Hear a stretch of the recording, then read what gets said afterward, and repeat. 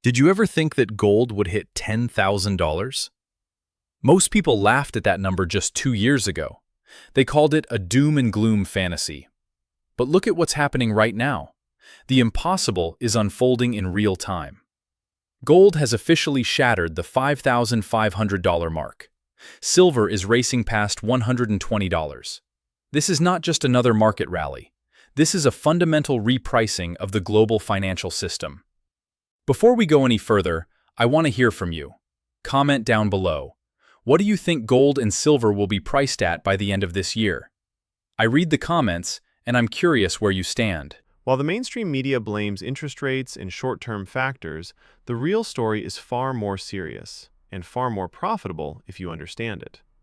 Today, I'm going to break down the fifth-grade math that shows why $10,000 gold is no longer a prediction, it's a necessity. If you're holding cash right now, you're standing in the middle of a burning building. Let's talk about why.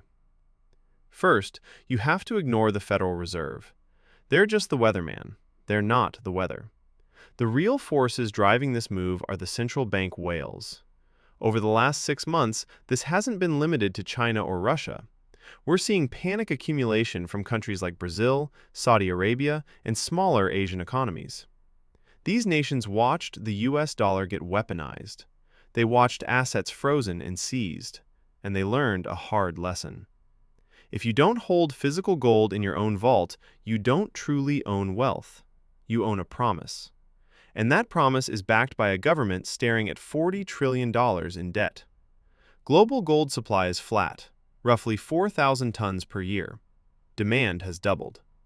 When demand doubles and supply doesn't move, prices don't slowly rise, they reset. The floor has shifted from $2,000 to $5,000, and the smart money has no intention of letting it fall back. Now let's talk about silver. At $150, some people are asking if they've missed the move. They haven't, because what's happening now has never happened before. For decades, silver prices were suppressed through paper contracts. At one point, there were nearly 100 paper ounces traded for every real ounce of physical silver. That system has finally broken. Industrial giants like Tesla and Apple don't build cars or chips with paper contracts. They need physical atoms. And now, they're standing for delivery at the same time the public is waking up. Adjusted for real inflation, $150 silver isn't expensive. It's still cheap. And here's the real accelerant: pension funds. Right now, they have less than 1% allocated to precious metals. If that allocation moves to just 2%, there simply isn't enough silver on Earth to meet the demand. What you're witnessing is the end of paper manipulation. So let's talk about $10,000 gold. To most people, moving from $5,500 to $10,000 sounds extreme, but mathematically, it's not. When gold moved from $1,000 to $2,000, that was a full double, and it took enormous effort. Going from $5,500 to $10,000 isn't even a double. Gold isn't becoming more valuable. The currency you're measuring it in is becoming less valuable every single day. Think of gold as a rock. It doesn't change. It doesn't grow. The only reason its price rises is because paper money is being diluted beyond recognition. $10,000 gold isn't a bull case.